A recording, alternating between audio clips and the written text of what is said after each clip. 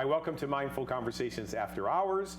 I'm Greg Dwyer. My guest today is Valerie Howe. She's a leadership expert, so I'm going to be picking her brain about leadership. So how does a person become a leadership expert?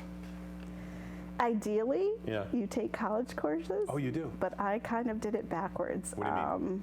I was the type of person, I get into a job and whatever makeup I have, it makes me need to know the whole picture. Okay. All the ins and out of it. Mm-hmm. It's just the way I've always worked. And supervisors recognized that, put more and more on me, and discovered I was good at it. Cool. So I had been responsible for a bunch of projects, decided I would actually get the credentials. So I got a project management certification, and then from there I decided to continue on and get the organizational leadership bachelorette. Wow. Now, some people look at an organization and they look at the details, or they start with the small, organizational aspects of a job. Maybe it's people, or maybe it's projects, and then they work outward. And then other people, they look at the big picture. They start out here and then they work down. Different ways of perceiving information. Which way do you do it? Both? Kind of both. Oh, you do? And it really depends on the situation. Okay. All right. I just ultimately I need to know the big picture. You need to know the big picture. I need to know how this fits with that, how that fits with that, and how my small part fits in all of it to be effective. Right, because it's a system that has to work together. So do you think businesses and organizations have had certain challenges in the last, 10, 20 years versus what used to be in the 50s and 60s? That things have changed, or what? What do you think? Definitely. There's a lot more components. Things are global now. It's just not your city. It's not your town. It's not even your state anymore. Well, that makes sense. Just because of the global internet and all of that. Absolutely. Okay.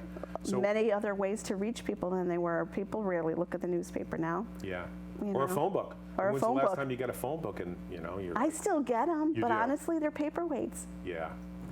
And you don't want to be the kind of person that's going to sell the ads in those. I know. That would be a terrible job to have. I know. So the internet, the media, the world, it's all changed, and it's what do they call it? A level playing field, right? Now everything's different. The world is it's a lot smaller as far as information going back and forth. Now, you bring up a good point. What about boundaries? I know in certain countries in Europe, it's against the law to send a text message to someone past 5 o'clock. Did you know that? I've heard that. Yeah, I have heard that. And that's another thing about going globally. You've got to know your audience. You have to. You have to be familiar with customs and norms now. Sure. Whereas with everything being so local, you already had that advantage. Now you don't. Yeah. Well, I know in some countries, like in Europe, I just came back from London, they have a very strict penalty on spam. So if you start sending out spam or unsolicited email to people about your product, your opportunity, you can be hit with a big fine. They take it very seriously. Can they do that with telemarketers here? Well, I did call you last week, and I do remember your outgoing message, which says, if you're a telemarketer, please take me off the list. And I thought, what do you have against telemarketers? You don't like it? I don't. It's not that. It's just, it's ridiculously prevalent. In my line of business right now. I am constantly in communication with people. I cannot miss a phone call from a vendor. I can't miss a phone call from my supervisor. I can't miss a phone call from a resident. Okay. And all those telemarketing calls just coming in. Yeah. I ignore them, but what am I missing while they're trying to get to me? So you're 24/7, you're almost on all the time? Or do you have time that you just put the phone away and you just don't touch it? Or how does that work in your line of work?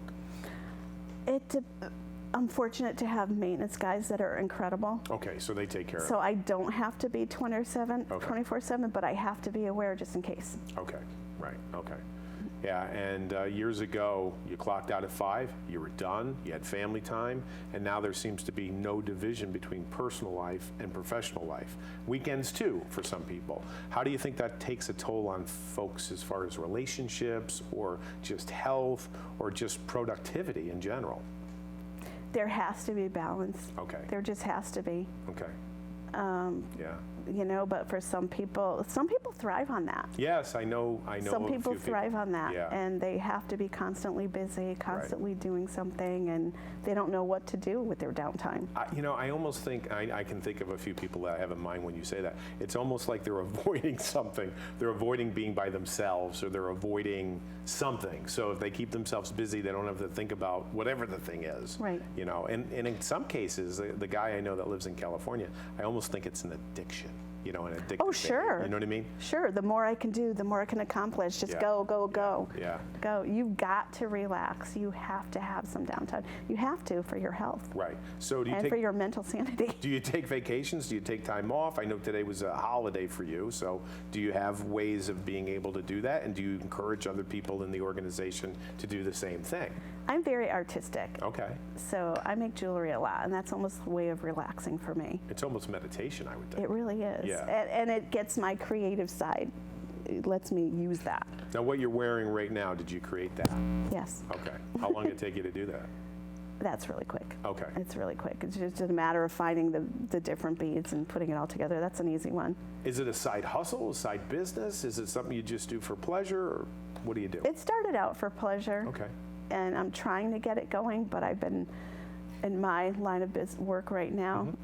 I'm really busy at the same time that real estates are. Oh, okay. So it's winding down a little bit, but now I'd say from June on, I had no time to myself. Oh, okay. I was working 8, 9, 10 o'clock at night. Wow. But Right. in trade, I had the weekends off. That's nice. That's nice. Yes. So what do you think is the biggest challenge in organizations and in businesses today? I was talking to somebody the other day, and they were looking to hire some folks. And I spoke to this lady, her name was Linda, and she said, most people today don't want to work. And I was like surprised. And she says, oh, we've had that sign out for a couple weeks. She says, but the young people or the people that we get, when they find out they have to work weekends or they find out they have to work nights, they're not interested.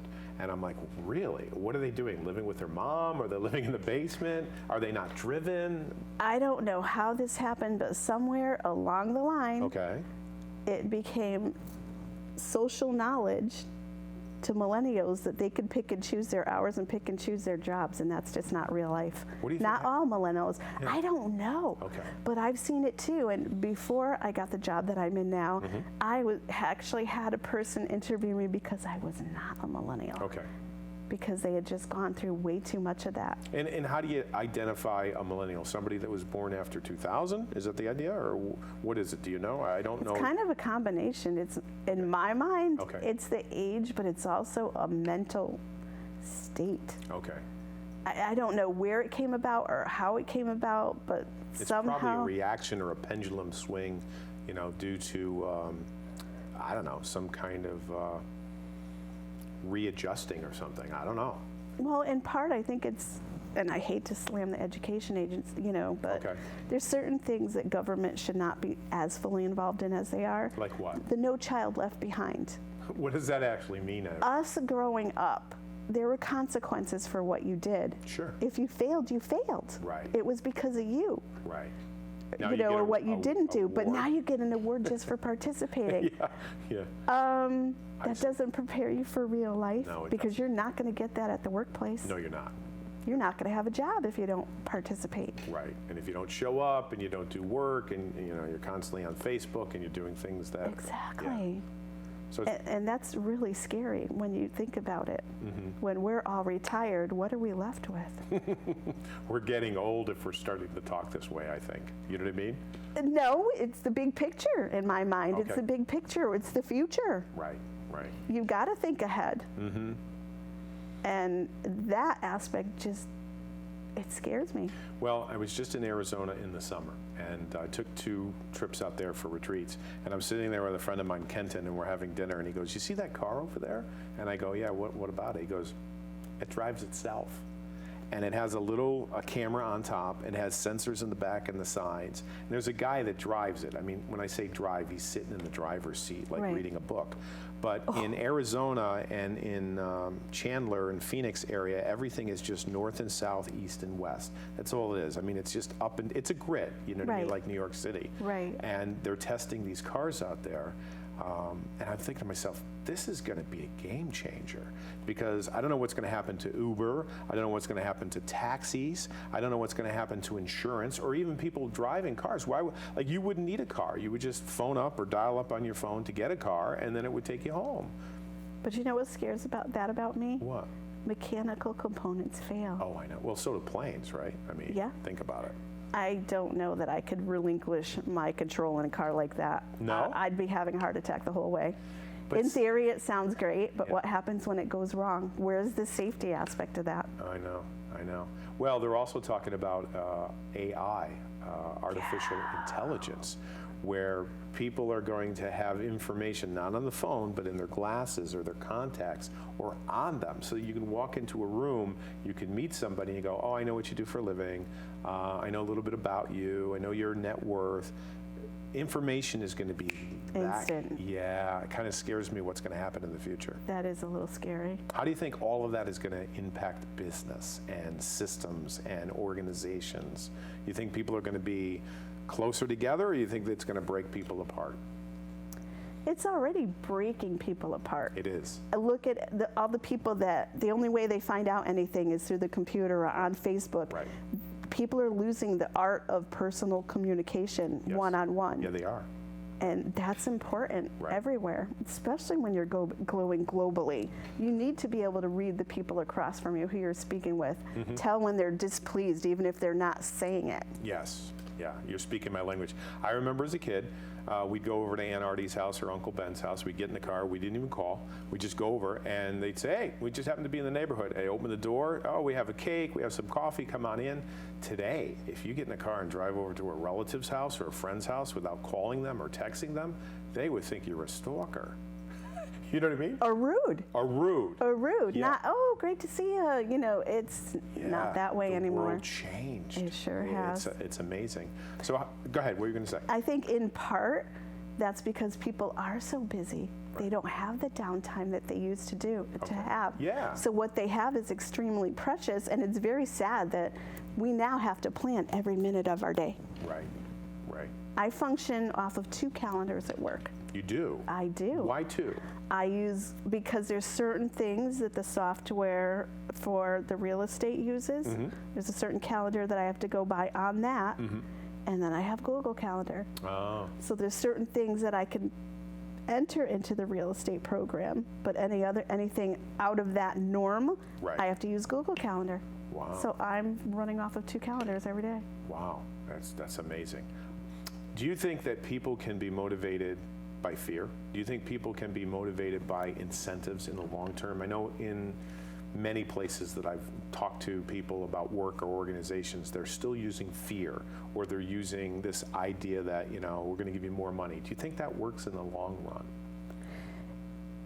No. You don't? No, because ultimately the person's just going to be more and more unhappy if all their needs aren't being met or pretty close to all their needs. Okay. There's very few people that have that mentality of be happy you have a job doesn't fly anymore. It doesn't? No. Okay. It's rare that people will accept that. They need to be, again, our time is so precious. It's not just 8 hours of work anymore. It's not. That's rare. It is. It's 8, 9, 10, 11. Right. Something's gotta be fulfilling you in that environment for all those hours, or you're gonna be miserable and you're gonna move on. You know what they say, that the best way to keep an employee happy, you know what it is? Maybe you told me this. Do you know what it is? It's to get to know what they want, what they need in that environment, and to build a relationship of back and forth and trust. Right. It's a Make friend. them feel empowered. I heard it's a friend. I heard that if a person goes to work every day, right, and they meet somebody that they believe is their friend, I mean, they really like the person, a coworker or something like that, they look forward to going to work. That's all it is. In part, yes. Yeah? But you have to be careful of that in management. Okay, yes. Because there are always somebody who's going to take advantage of that or take it too far. Tell me what you're talking about. What do you mean? You're there to do a job. Sure. You're all there to do a job. Right. Yes, I can like you, you can like me. Right. You know, and everybody has stuff going on in their private lives, and it's good for a manager-employee relationship to be able to express that. Right. But at the end of the day, you have a job to do. Everybody has to have a job to do. Right. So you're talking about boundaries? You're Yes. talking about, okay. Absolutely. So there's a fine balance between I like you, we're going to work together, and boundaries. I Yeah. mean, how do you balance all that? That's not easy. It's not easy. No. And it's a talent. I'll be honest with you. It's not a learned behavior. It is a talent.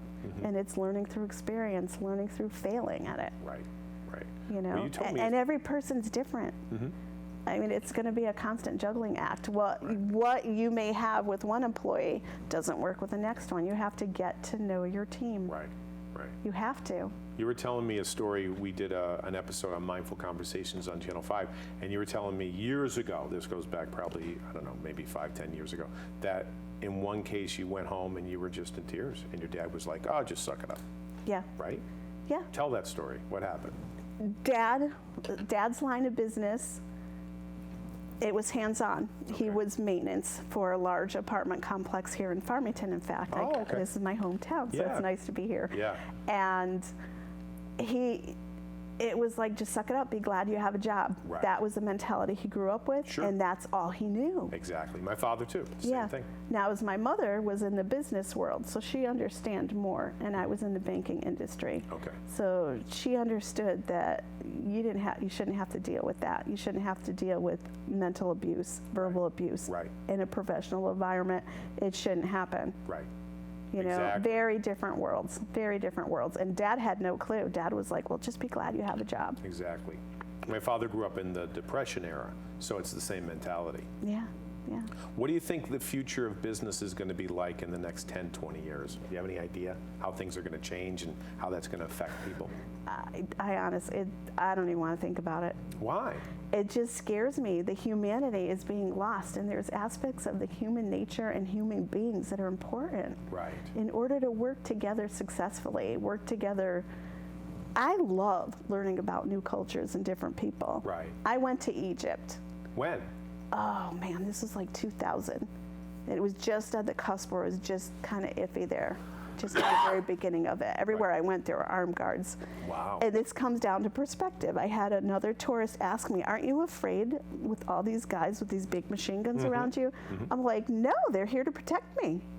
They're here to make sure that my visit is pleasant and safe. And you went by yourself, not with a group? did. Oh, that takes I courage. did. Congratulations. Thank you. Wow. Yeah, and it's just, I'm the type of person, I'll talk to anybody about anything. I've always been that way. Wow. It's just, that's my nature. Right. You know, I love having deep conversations.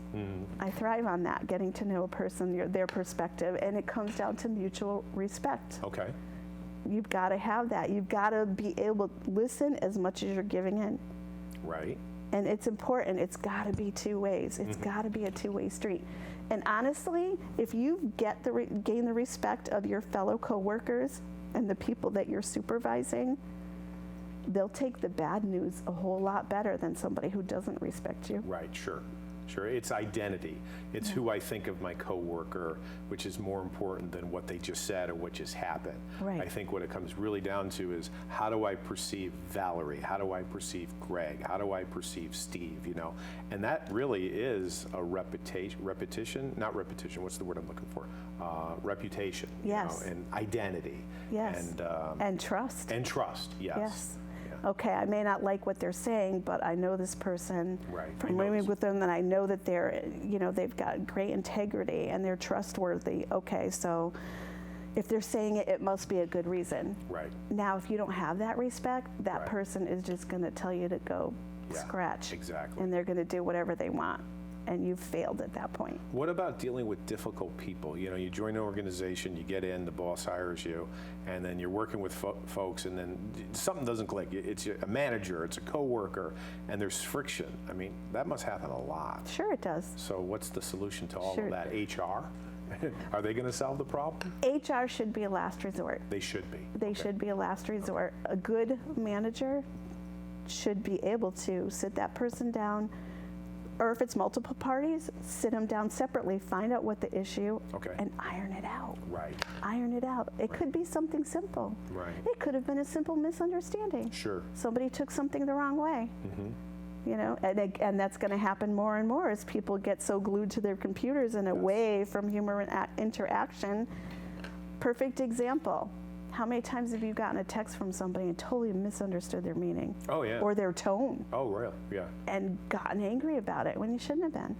Well, you know, I find that in today's society that people will text me, like you text me tonight, right? I wasn't even on my phone tonight, so I won't see those texts until I go home tonight. But I think a lot of times people perceive that you're married to your phone or you're married to your device. Hey, did you get my text? No. Did you get my voicemail? No. When are you going to get back to me? I don't know, today, tomorrow, you know, and I think that people think that we should be getting back in touch with them now. And I don't know if that's really a good idea. I mean, in some cases, I think so, like in your line of work. But I think there needs to be separation. And a lot of times when I see a text, I'll think about it, you know, and then I'll respond, you know. But in my line of work, the texting, I could be out on a showing. Yeah. But I need to know something. Sure. So rather than interrupt me with a phone call, whereas I have to stop that showing, this person can be checking out the bathroom and I can be responding really quick without interrupting anything. Yeah. It's another means of communication to get the job done. Wow. It's not that I'm glued to it, it's a necessity. Exactly, right. I'm just saying that some people don't really understand that not everybody's accessible 24/7. You know, that's what I'm saying. Yeah. And some people are, and as I say, in like Europe, I know in some countries, I think it's Denmark, you cannot text somebody from work after 5 o'clock at all. Like it's against the family policy. You know what? And good for them. Yeah? Absolutely. Absolutely. Right, right. I mean, to be honest with you, the last vacation I took has to have been 10 years ago. No way. Yes. Oh my goodness. Yeah. Well, if you went on vacation, you would not be checking your texts, right? No, I wouldn't. Yeah, you would. Well, okay,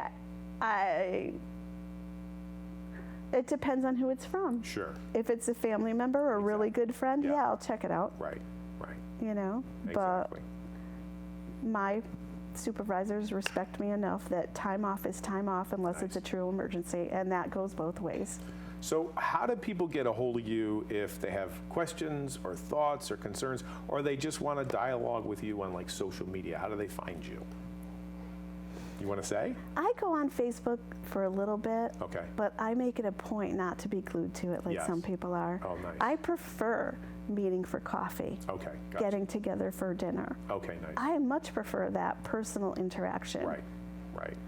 As See- I said, those devices are tools. Right, But family far away, how I got on Facebook yes. was to keep in touch, originally to keep in touch with the people far away that weren't local, That's nice. because Yeah. it was the easier way to do it. Yep. Yep. I find that too. Like I'll open up Facebook and I'll see I got 8 messages.